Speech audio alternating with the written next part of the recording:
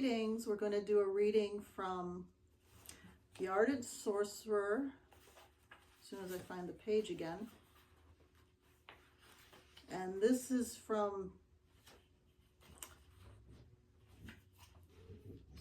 especially for Halloween.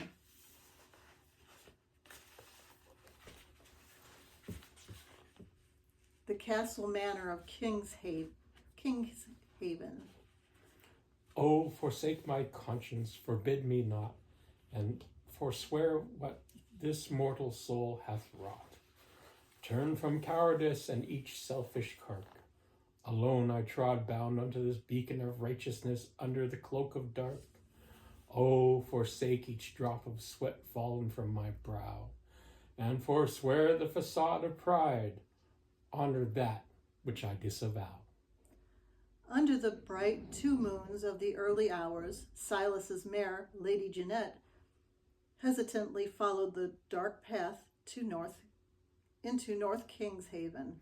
Strathern! Silas heard a voice call out for him. What art thou acting upon? It was Sir Isaac. Thou hast followed me. I forbid this. Thou hast a wife and wee babe at home, Isaac, argued Silas. I am thy scribe, Master Strathern. 'Tis my sworn duty to take account for thee, Isaac stated, then pushed the spectacles up the bridge of his nose. He had made up his mind. I was able to see from mine eyes this place meant to scorch the living captives, gruesome and repulsive. This must come to an end. Jeanette grunted as she came upon a decaying arm dangling from the tree. Silas guided her away, only to be redirected toward a dangling leg. The smell of the low buzzing of flies. His stoic mare plodded ahead despite the natural instinct to get far from that place. Silas thought of the one-legged man he had found hidden in the graveswood, the one whom he had killed the rabbit for. Upon the approach of the Castle Manor gates, Silas raised forth his hand and cast a spell upon the doorman. Where is he? Okay, he cast a spell upon the doorman, and he fell fast asleep into a deep slumber, lying in a heap on the ground. Isaac tarried outside with their mounts until it was safe for him to enter. Silas slipped around the corner of the foyer, and he strained to hear the voices within. Ezra was in his parlor, where he addressed Angeline. Silas crept closer and listened. I find thy parents to be witless, boorish. Thus I found it necessary to place them into a slumber. We may speak openly now. Wherefore bother with the formality of reading over the contract? I'd much rather speak of my sweet, delicate bride. But I am not thy bride, my lord, Angeline said, and I'm very tired, and I wish to go home and sleep in mine own bed. Ah, albeit, my lady, thou shalt be my bride anon, and this castle thy home. Ezra However, I wish to know of thy virtue before this arrangement is secured.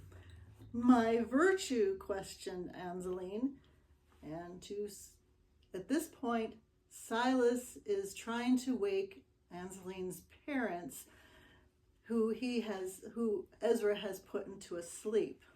Wake ye that slumber. Silas roused the Wexcombes from his counterspells. He shook them by the shoulders and overheard what was being said. Arise, Winton, Cecily, rise and shine ye. Angeline tried to run, but Ezra used his magic to drag her back. She screamed. Her fingers dug into the polished marble flooring until she was beside Ithea. No, I can't. I don't want to look. 'Tis a fright. Thou hast the pizzle of a hairy billy goat, she sobbed. Briggs. Earl Wexcombe stood in the entryway with his hand shielding Lady Wexcombe's eyes. I thought ye both were a slumbering for a spell. Ezra smirked, his hand raised to cast his magic when Silas burst forth into the room. Da-da-da-da. Ezra, put thy pizzle away, thou stunted vile puke stocking. Silas stood his ground, his hand outstretched as a warning. Come hither to me, Angeline. Perhaps thy father might read that contract now. Angeline ran to Silas. I shall ne'er be wed to him. Sir Isaac entered the room. I do hope I'm not too late. I was taking note of how many unusual lawn ornaments strung about. Earl Wexcombe placed the marriage contract on the table. He studied it. I can't seem to read this line. Wouldst thou be so kind, Sir Townsend? Isaac focused in with his spectacles at the fine print. It saith that Lord Briggs requireth the Westcombe estate to grant to the estate of Lord Briggs 1/2 of the property, and the entire Wexcombe Cathedral, as well as a seafaring vessel and a plantation in the New Americas, as dowry for accepting the hand of the beloved daughter, Angeline. 'Tis preposterous, growled Earl Wexcombe. The cathedral, not our cathedral, gasped Cecily Wexcombe. 'Tis preposterous. Ezra Briggs shouted before he paused to consider. Forgive me, Earl Wexcombe. I agree. I shall make an addendum to include servants in this contract. How could I overlook such a thing? Prithee, Sir Isaac, make note of that. Dumbfounded, Silas watched helplessly as Sir Isaac took up the quill. Isaac! Silas admonished his scribe, who did as Briggs commanded. Lord Briggs chuckled. Oh, Strathern, 'tis a grand fortuity to be an influential sorcerer. Now I also require the Wexcombe signatures be signed in blood. Silas realized then that Ezra had bespelled the Wexcombes and Sir Isaac to do his bidding. Their eyes appeared glazed over and vacant. Ithea drew a dagger and sliced Earl Wexcombe's fingertip first to draw blood. Hearken to me, Ezra. 'Tis not legally binding if it 'tis not signed by their own will. Silas slammed his hand on the contract. His blackened hand of God destroyed the signature line. Smoke filled the room, as did Ezra Briggs' guffaws. Silas saw a multitude of contracts, with each signed in dark red blood of the Wexcombes. The scene was dizzying, blood dripping from Angeline's finger.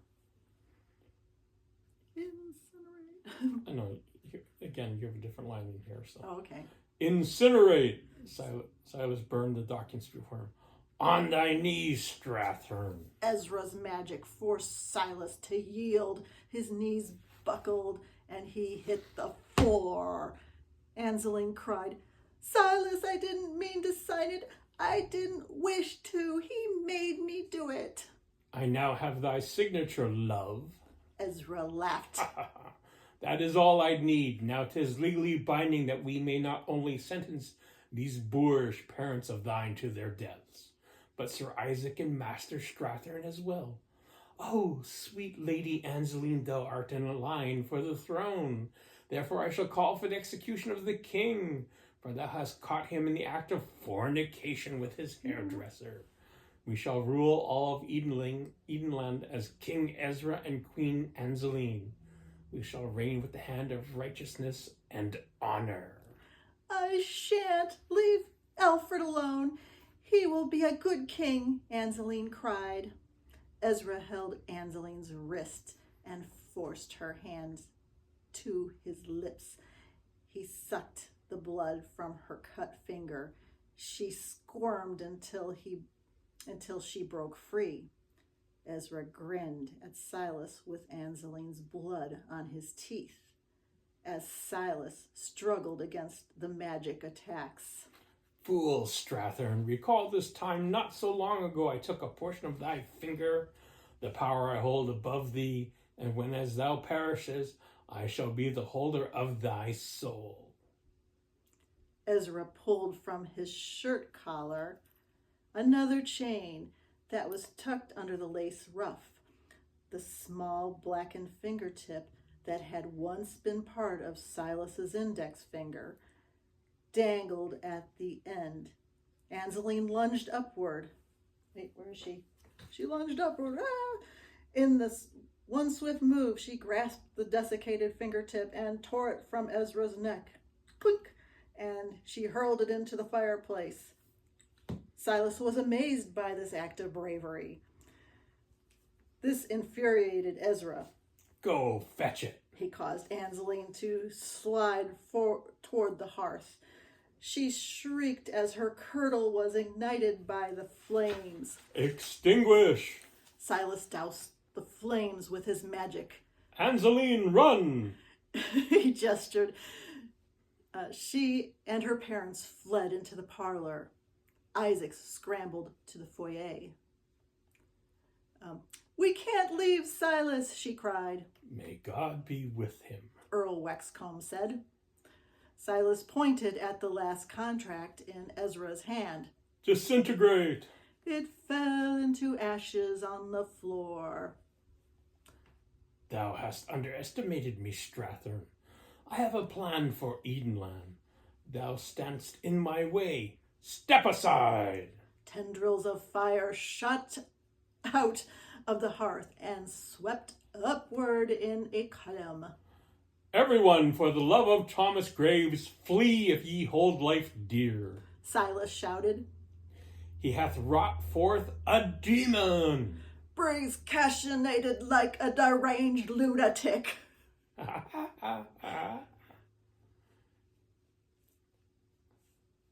you.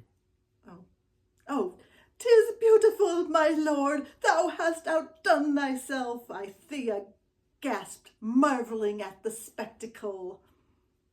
Thou errant-born, hedge-born codpiece? Oh, say that again. Thou errant, hedge-born codpiece? Silas cursed Ezra. Thou hast no command. Oh, that's you. I was getting excited. Say it again. Apparently codpieces are sexy here. Oh, yeah. Thou hast no command over the likes of that which a spawn at the abyss doth. The demon towered to its full height, its head nearly grazed the ceiling. Its skin was like fiery iron from the blacksmith's furnace, with flaming horns of a bull, which protruded from its head, reptilian eyes that flashed with slits for pupils, dilated, then narrowed to a grotesque blood amber. It opened its hand to summon an axe to fly into its grip from down off the stone masonry of the hearth. I have command, Strathern, Briggs boasted. Thou hast meddled in mine affairs once and for all.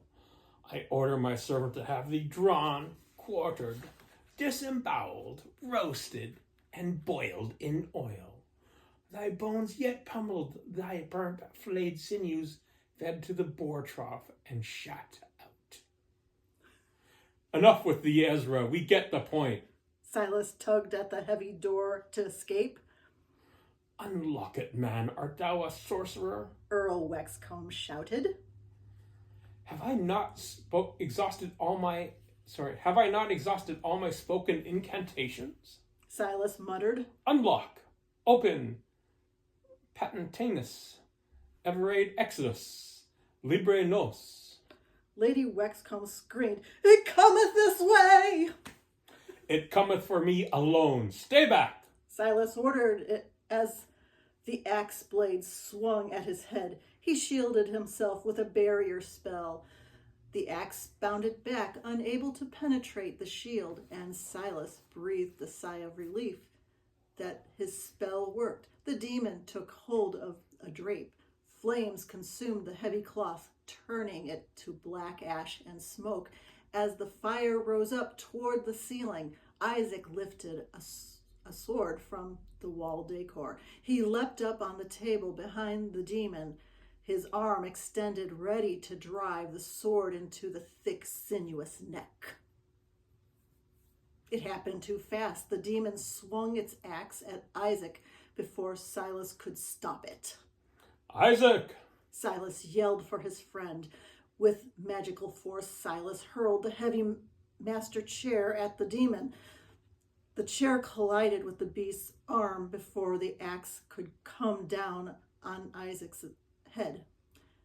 Lady Wexcombe and Angeline lugged a bucket of water together. They threw it at the demon. It roared as steam rolled off its cooling body. Oh, quickly now, we must move Isaac to safety, Lady Wexcombe instructed her daughter. When they lifted Isaac, his bloodied lower leg was left behind.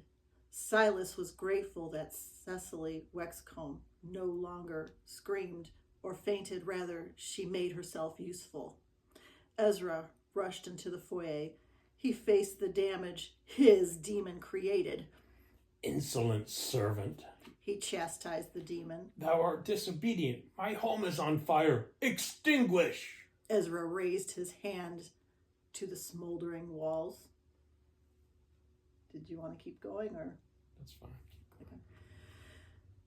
This enraged Silas to no ends.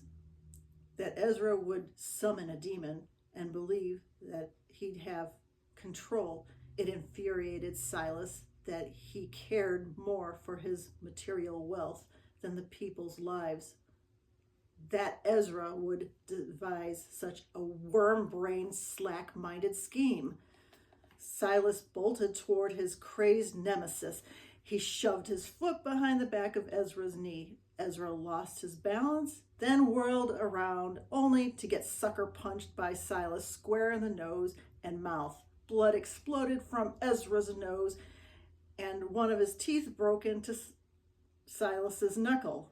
Ow. Silas drew his bloodied fist back, ready to pummel Ezra, but something caught him by the throat. He couldn't breathe. Magic. Undo this. Ha! Stupid pig dog sorcerer! Ithea's raspy voice croaked in his ear. Thou canst not cast spells on me, for Ezra has returned all mine powers a little at a time. She pulled the cord on his neck tighter. Silas's feet slid against the blood-slick marble floor tiles on his struggle to free himself. Emasculate him, Ithea laughed, yanking him back. The demon took a step forward. Silas fought. His fingers pried to loosen the cord. His spells and incantations raced through his mind. A sudden loud crash and the tinkling of sounds of broken glass shards scattered the marble tiles. The cord released. Silas drew air in his lungs again. Thou foolish cunty! Ithea shrieked. Silas choked on the smoky air. He couldn't move. Angeline had come to his rescue. She had smashed the glass flask over Ithea's head. Blood trailed down Ithea's face. That didn't stop Angeline. She socked Ithea between the eyes. Horrible old witch! Thou very well mayest suck a dead boar's pizzle. Angeline grabbed Silas by the arm as the demon came at them. Not her, shouted Ezra with his hand held at his bloodied nose. Harm her not. The demon blew smoke through its nostrils, then grabbed Ezra's robe. The fabric smoldered in its grasp. It lifted Ezra off his feet and shook him violently until he was thrown across the great room. Should we stop there? That's fine. Okay. We'll pick this up later.